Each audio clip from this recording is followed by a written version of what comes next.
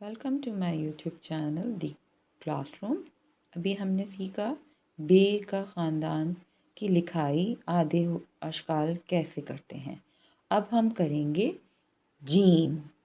Gym के ख़ानदान जो मोटे पेट में आते हैं उनको हम उनकी आधी अशकाल किस तरह से बनाएंगे, उनको भी हम सतर पे बनाएंगे।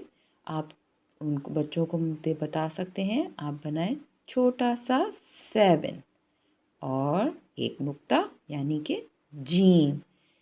फिर बनाएंगे जीम के ख़ानदान के दूसरे हरूफ की आधी शक्ल, एक और छोटा सा 7 लाइन पे सतर पे इस तरह से छूते हुए और उसके नीचे 3 नुक्ते च हे हा हा खाली। इस पे ना नुक्ता होता है ना कोई तोएं होती है। हा को कहा जाता है हा खाली। फिर ख छोटा सा 7 और उसके सर पे एक नुक्ता, ये भी सतर पे इस तरह से बनाया जाता है ह खाली। इस जीम के ख़ानदान में मोटे पेट वाले तमाम हरूफ आते हैं, तो इसमें आपका आएगा दूसरा हरूफ सा। स का क्या है, एक शोशा दूसरा शोशा स स श। ये भी सतर पे इस तरह से लिखा जाता है।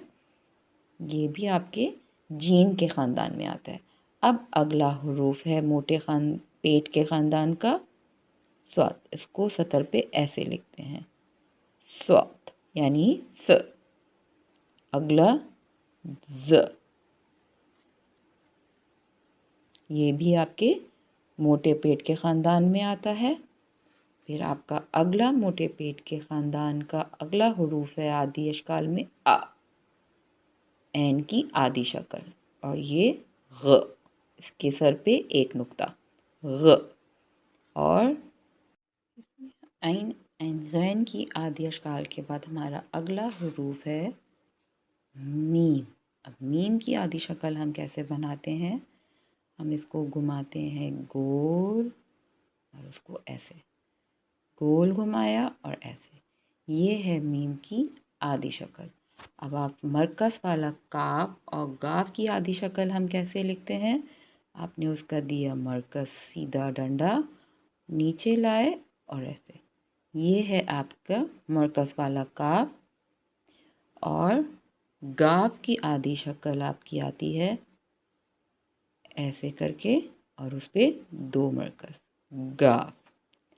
अब आपकी लाम की आधी शक्ल कैसे हम बनाते हैं, ये ऊपर सतर से जो लगा के लाए और लाइन पे रखा, इसकी पूरी शक्ल पे हम लाम को सतर से नीचे निकालते हैं, लेकिन आधी शक्ल हम ऊपर वाली लाइन से मिला के सतर पे ला के मिला के आधी शक्ल लिखते हैं।